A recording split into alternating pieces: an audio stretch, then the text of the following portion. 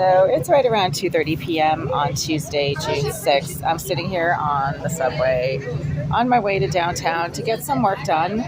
But I was just sitting at the Green St MBTA platform, sitting in that little cage bench area in the middle of the platform. And this guy, somewhere in his maybe 30s, decided to sit in the cage with me. I call it a cage, so it's an enclosed seating area.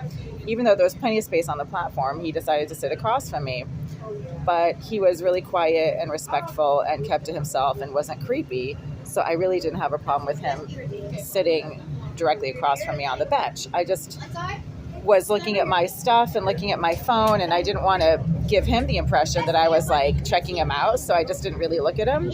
But he kept looking over, and I kind of missed the signals that maybe he was interested or just trying to make contact.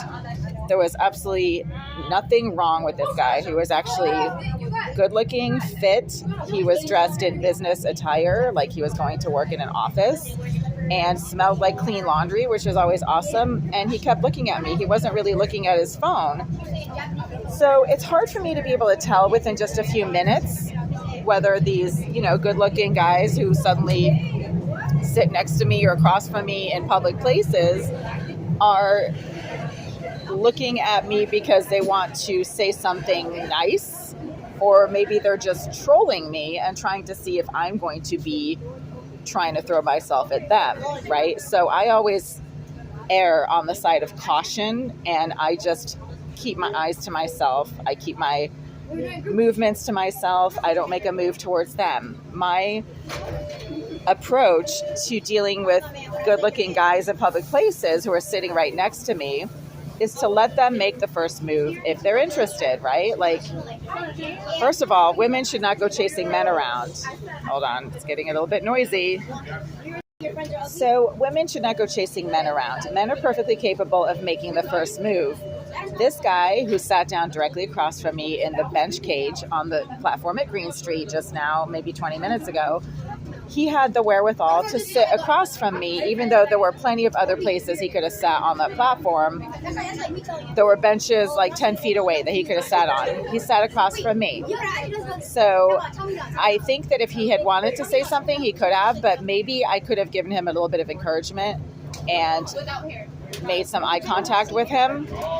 And when the train came, he kind of kept looking over at me, and I didn't make a move to get onto the same car as him, and he kind of walked away. So I'm thinking maybe I missed an opportunity to get to know him better by not looking at him.